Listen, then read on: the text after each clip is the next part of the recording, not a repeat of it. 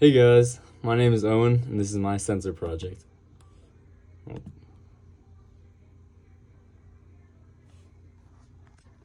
Alright, so I'm using the joystick sensor. It's hooked up to 4 LEDs and resistors. Those are each 10 kilo ohm. And then also a passive buzzer. So, the joystick has 2 features. It swivels and it clicks. So when you click it, the buzzer plays a little tune.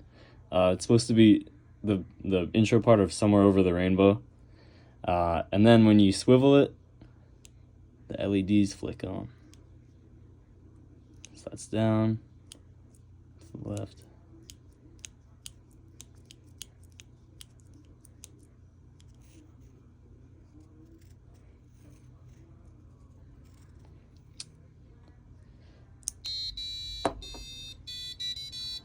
That's about it.